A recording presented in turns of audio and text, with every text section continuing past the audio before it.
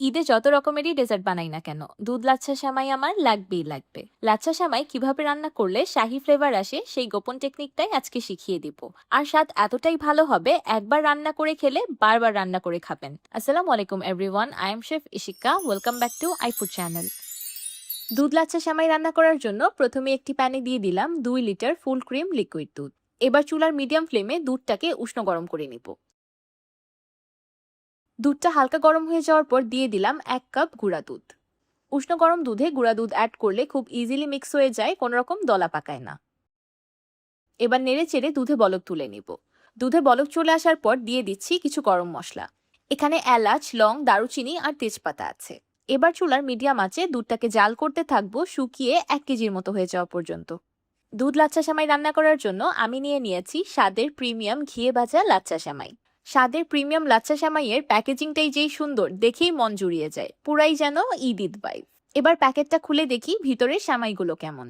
এবারের ঈদের আয়োজনে আপনারাও স্বাদের প্রিমিয়াম ঘিয়ে ভাজা লাচ্ছা সেমাই রাখতে পারেন। একবার টেস্ট করেই দেখুন, স্বাদ মুখে লেগে থাকবে। একদম পুরাই লাজবাব ঘিয়ে ভাজা লাচ্ছা সেমাই।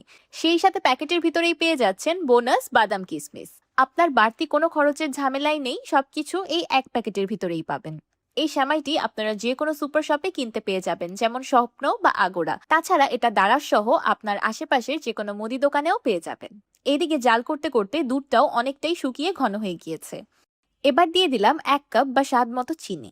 চিনিগুলোকে দুধের সাথে খুব ভালোভাবে মিশিয়ে নিয়ে এটাকে আবারও জাল করতে থাকবো। এবার অ্যাড করব একটা স্পেশাল উপকরণ, যেটা দিয়ে আমি সবসময় দুধ লাচ্ছা সেমাই রান্না করি। একটি বাটিতে নিয়েছি 1/2 কাপ কাঠবাদাম। এবার কাঠবাদামগুলোকে পাউডার করে নিব। দেখতেই পাচ্ছেন আমি কাঠবাদামগুলোকে একদম ফাইন পাউডার করে নিই, হালকা দানাদার রেখেছি। এবার দুধে কাঠবাদামের পাউডার অ্যাড করে দিলাম। এটা আপনার লাচ্ছা সেমাইয়ের স্বাদ 10 গুণ বাড়িয়ে দিবে। বাদাম অ্যাড করার পর দুধটাকে আরো 2 মিনিটের মতো ফুটিয়ে নিয়ে এটাকে চুলা থেকে নামিয়ে নিব। এবার গরম গরম দুধে অ্যাড করে দিলাম লাচ্ছা সেমাই। আমি এখানে 1 প্যাকেটের অর্ধেক লাচ্ছা সেমাই ব্যবহার করেছি। সেমাইগুলোকে দুধের সাথে মিক্স করে দিলাম। এবার উপর থেকে দিয়ে দিচ্ছি প্যাকেটের সাথে পাওয়া বাদাম আর কিশমিশ। এবার সেমাইটাকে ঢেকে রেখে দিব সেমাইগুলো ফুললি সিদ্ধ হয়ে যাওয়া পর্যন্ত। কিছুক্ষণ পর ঢাকনা খুললে চারিদিকে এত সুন্দর একটা ঘ্রাণ ছড়িয়ে পড়বে যে আপনার প্রতিবেশীরা বাসায় চলে আসবে। অনেকেই আমার কাছে পারফেক্ট লাচ্ছা সেমাইয়ের রেসিপি চেয়েছিলেন। আমার রেসিপিটি ফলো করে লাচ্ছা সেমাই রান্না করলে প্রতিবারই একদম পারফেক্ট লাচ্ছা সেমাই রান্না করতে পারবেন, না খুব বেশি ঘন না খুব বেশি পাতলা। অনেকেই লাচ্ছা সেমাই রান্না করলে দুধ বেশি টেনে যায়, তখন লাচ্ছা সেমাইটা খেতে আর ভালো লাগে না। দুধ লাচ্ছা সেমাই কিন্তু এমন দুধে ডুবো ডুবো খেতেই বেশি ভালো লাগে। দেখতেই পাচ্ছেন একটি সেমাইও গলে যায়নি। সেমাইগুলো কত সুন্দর দুধে দেখা যাচ্ছে।